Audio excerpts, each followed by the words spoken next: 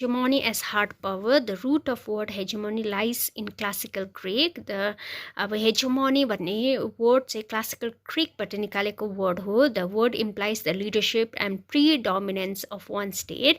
र word यो hegemonic भन्ने wordले चाहिँ के डिनोट गर्छ भन्दाखेरि चाहिँ leadership र predominance र एउटा power one state को dominance denote गर्छ and was originally used to denote preponderant position of Athens vis-a-vis the other city state of ancient Greece र ancient Greeksमा चाहिँ के हुन्थ्यो भन्दाखेरि चाहिँ थुप्रै एउटा सिटी स्टेट्समा डिभाइड गरेको थियो यानि कि थाउजन्ड्स जस्तो सिटी स्टेट्सहरू थियो त्यसमध्येमा चाहिँ एकदम पावरफुल सिटी स्टेट्स चाहिँ एथेन्स थियो त्यस्तै टाइपले अब युएस अब वर्ल्ड भरि नै इन्टरनेसनल सिस्टममा चाहिँ युएसको चाहिँ एथेन्सको जस्तै प्लेस छ जहाँनिर युएस चाहिँ एकदमै पावरफुल छ अरू स्टेट्सहरू भन्दा thus the meaning of hegemony relates to the relation pattern and balance of military capability between states र मिलिटरी क्यापेबिलिटीको कारणले गर्दाखेरि चाहिँ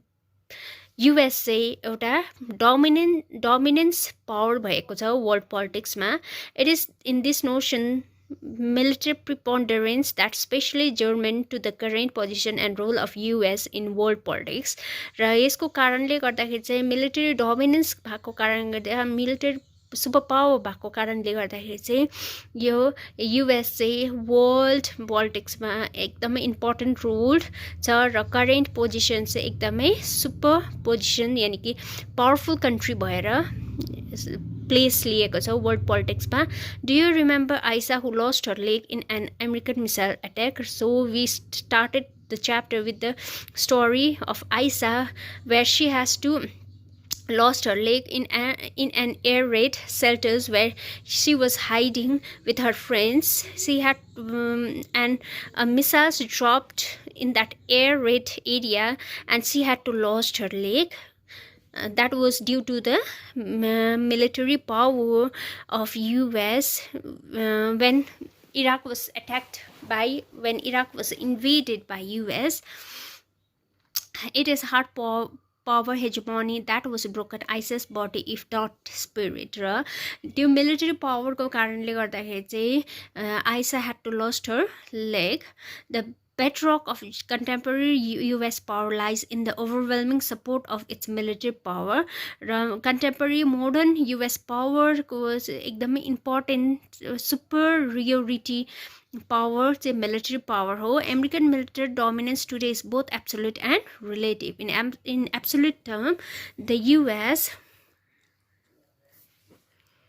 today has military capability that can reach any point on the planet accurately अहिले चाहिँ US चाहिँ यति साह्रो मिलिटरी क्यापेबल छ जसमा चाहिँ यो युएस चाहिँ कुनै पनि प्लानेटको कुनै पनि पोइन्टमा इजिली पुग्न सक्छ lethally and in real time destructive वेमा पनि पुग्न सक्छ डिस्ट्रोय गर्ने हेतुले पनि पुग्न सक्छ thereby crippling the adversary while its own forces were sheltered to the maximum extent possible from the dangers of war जसमा चाहिँ अब अपोनेन्ट पावरलाई चाहिँ सिभियर कन्डिसनसम्म पुर्याउनु सक्ने capable खालके military power छ US को चाहिँ but even more awesome than the absolute capability of the US is the fact that no other power today can remotely match them US को military power लाई चाहिँ match गर्नै सक्दैन अरु countries-हरुले अरु states-ले match गर्ने power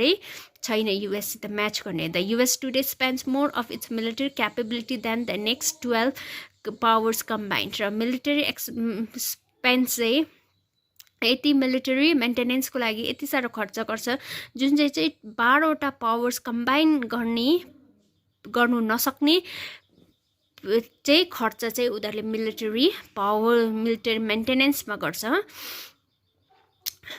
Furthermore, a large chunk of the Pentagon's budget goes into military research and development, or in other words, technology. Pentagon, which is US Defense Department's headquarters. So, Pentagon ko budget चाहिँ military research development मा खर्च गर्छ US ले, and in other words, technology मा. Thus, the military dominance of US is not just based on higher military spending, but on qualitative gap, a technological chasm that no other power can at present conceivably span. यति डरलाग्दो चाहिँ military technological gap छ US र अरू स्टेट्सको बिचमा चाहिँ, जुन चाहिँ एकदमै क्वालिटेटिभ ग्याप छ टेक्नोलोजीमा युएस र अरू कन्ट्रिजको compare गर्दा चाहिँ. Undoubtedly, the US invasion of Iraq reveals several American vulnerabilities. र US को इन्भेसन जुन चाहिँ इराकलाई इन्भेड गरेको थियो, यानि कि फर्स्ट गल्फ वारको टाइममा पनि इराकको अगेन्स्टमा 34 कन्ट्रिजहरू दे फट the first Gulf War during 1991 र 2003 मा इराकलाई इन्भेड गरेको थियो US ले, forming a coalition powers with the help of 40 countries, states. So, त्यसले हामी बुझ्न सक्छौँ कि US चाहिँ कति साह्रो अब नोन छ अमेरिकन पावर चाहिँ भनेर,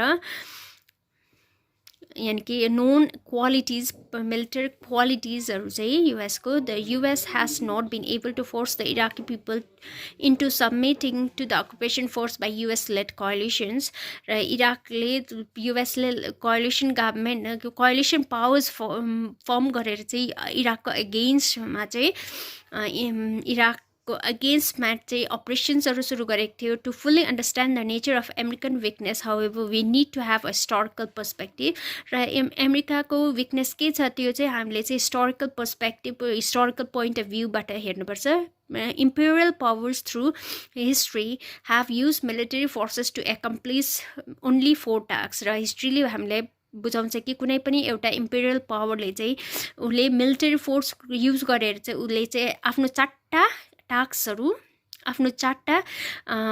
टास्कहरू चाहिँ फुलफिल गर्थे, जस्तै टु कंकर गर्ने, डिटर यानी कि stop, punish or police. As the Iraqi invasion shows, the American capability to conquer is formidable, यानी कि capable छ conquer गर्नु. Similarly, the US capability to deter, stop and to punish is self-evident. त्यो चाहिँ हामी demonstrate गरेर देखाउनु नसक्ने, explain गरेर देखाउनु नसक्ने कति चाहिँ military power चाहिँ कस्तो छ US को defense power चाहिँ भनेर हामी त्यो चाहिँ demonstrate गर्नै सक्दैन, हामी बुझ्न सक्छौं.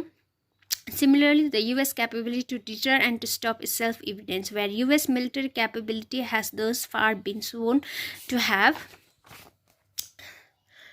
serious weaknesses in its policing and occupied territories. यो चाहिँ US को hard power which we discussed military power. So next is hegemony as structural power. Structural, it is related to economy and ideology.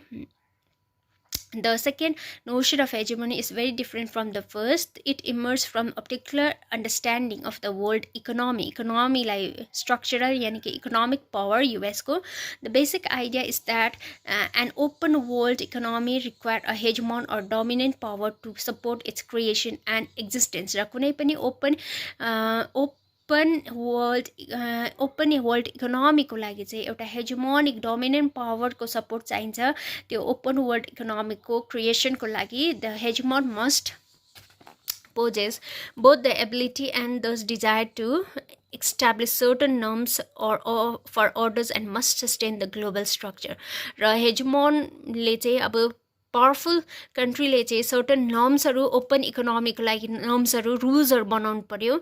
The hegemon usually does this to its own advantage, but often it is its relation determined as its competitors have take advantage of its openness of the world economy without paying the cost of maintenance of openness. र कम्पिटिटर्सहरूले advantage लिन सक्छ open economy को world economy without paying. Hegemony in this second sense is reflected in the role played by the US in providing global public goods.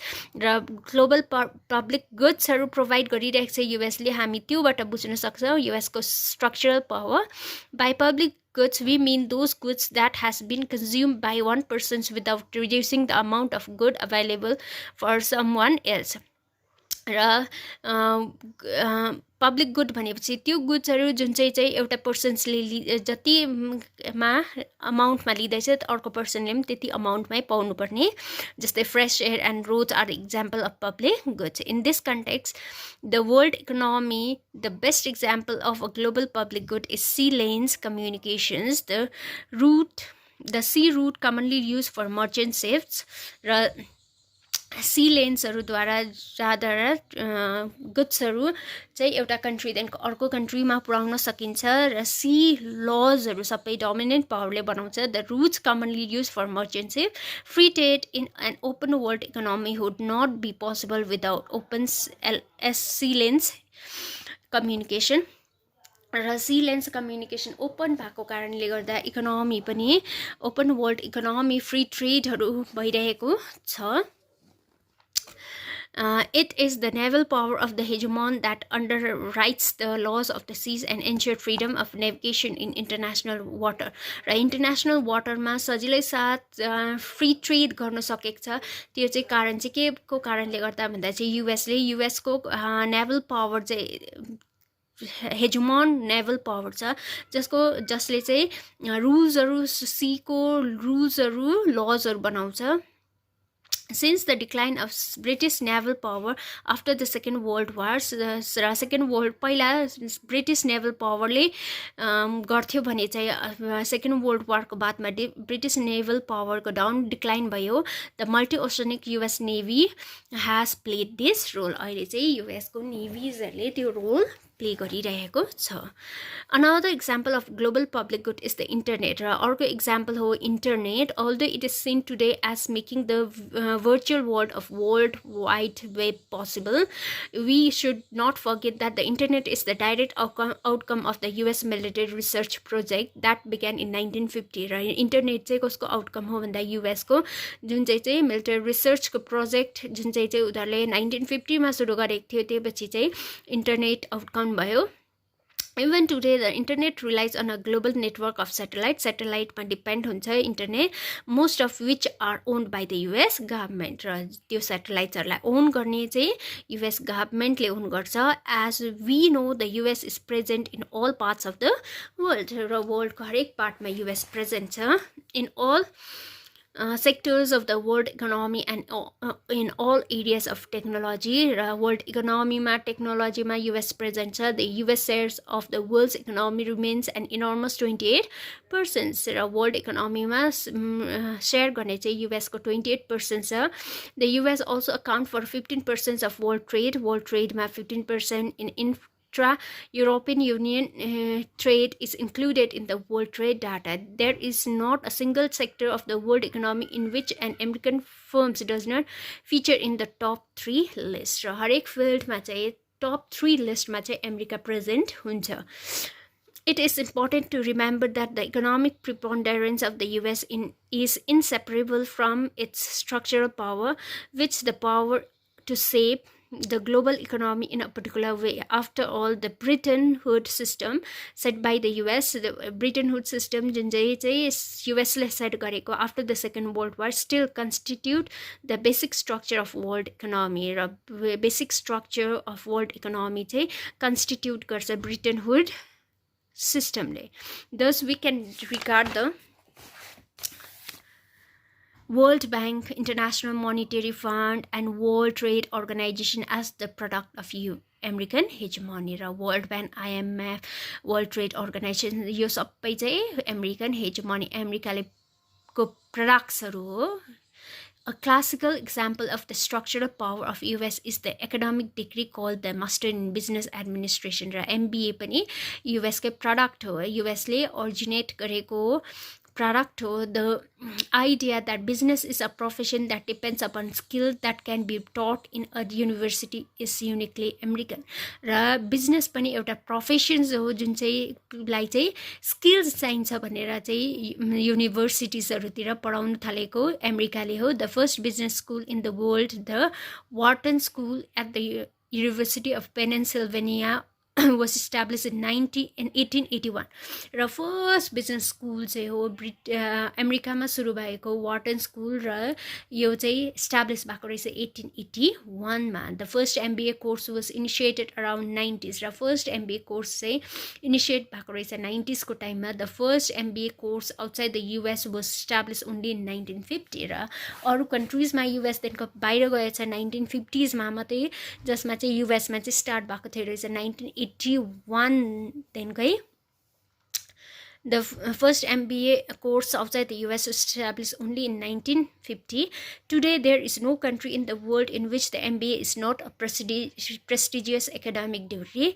This takes us back to our South African friend Jabu. Jabu, jo चाहिँ he was interested in arts, but his father wants him to do a MBA गराउन चाहन्थ्यो जाबुलाई. Structural hegemony explains why Jabu's father is insisting that his son gives up painting and studies for the MBA instead. र जाबुलाई MBA गराउन चाहन्थ्यो उसको बाबाले र MBA चाहिँ is the product of US hegemony and it comes under structural power of US. Hegemony as soft power. Another hegemony as soft power. It would, however, be a mistake to see US hegemony is purely military and economic terms without considering the ideological and cultural dimension of the US hegemony. So structural, which means ideological and cultural hegemony. The third sense of hegemony is about the capacity of manufacturing consent. Here, hegemony implies class ascendancy in the social, political, and particularly ideological sphere. Hegemony arises when the dominant class or country can win the consent of dominant classes by persuading the dominated classes to view the world in manner favorable to the ascendance of the dominant class. Adopted to the field of world politics, these notions of hegemony suggest that the dominant power deploys not only military power but also ideological resources to shape the behavior of the competing and lesser power. The behavior of the weaker countries is influenced in the way that favor the interests of the most powerful countries. The particular its desire to remain preeminent. Consent, in other words, goes hand in hand with and often more effective than coercive. यहाँनिर भन्नु चाहेको छ यानी कि dominant पावरको ideology चाहिँ अब better हो भनेर अब हामीले पढ्यौं सेकेन्ड च्याप्टरमा जहाँनिर post-communist countries, they wanted to follow the ideology of US, that is liberal democracy and capitalism. र dominant पावरको आइडियोलोजी चाहिँ अरु कन्ट्रीजहरुले पनि फलो गर्न चाहन्छ कारण चाहिँ त्यो आइडियोलोजीको कारणले गर्दा चाहिँ त्यहाँ बेटर आउटकम्स छ भनेर. The predominance of the US, the world today, is based not on its military power and economic prowess, but also on its cultural presence. Whether we choose to recognize the fact or not, all ideas of good life and personal success, most of the dreams of individuals and societies across the globe are chunked out by practices prevailing in the 20th century. America is the most seductive and in this sense the most powerful culture on earth. American culture is a powerful culture, but this attributes to is called soft power. जुन चाहिँ culture चाहिँ American culture follow गरिरहेको छौं हामी. Most of the countries they are following the culture of America, so this comes under soft power, the ability to persuade rather than coerce. over time we get so used to a hegemon that we hardly notice it any more than we notice the rivers, birds, and trees around us. We couldn't have forgotten Henry and his cool pair of blue jeans. So blue jeans is the product of US hegemony. So Andrew wants to wear blue jeans while going to the church. When his parents were youngster in the Soviet Union, blue jeans were the ultimate symbol of liberation for their generation. So when his parents, Andrew's parents, they were young in Soviet Union, they also used to wear blue jeans as a symbol of liberation. Young men and women often spent over the year's salaries to buy blue jeans from foreign tourists on the black market. So, young men, women, yearsको salary चाहिँ थुपारेर चाहिँ they used to buy blue jeans in black market from the foreign tourist. Somehow for an entire Soviet generation, blue jeans came to represent aspiration of good life that were not available in their own country. During the Cold War, the US found it difficult to score victories against the Soviet Union in the realm of hard power. It was in the area of structural power and soft power that US scored notable victories. Although the Soviet centrally planned economy provided an alternate model of internal economic organization, the world economy throughout the Cold War years remained a world capitalist economy. But it was in the area of soft power that the US was ultimately triumphant. As a example of blue jeans in the Soviet Union clearly shows the US was able to engineer a generational divide in Soviet society on the basis of cultural product. र cultural product मा चाहिँ अब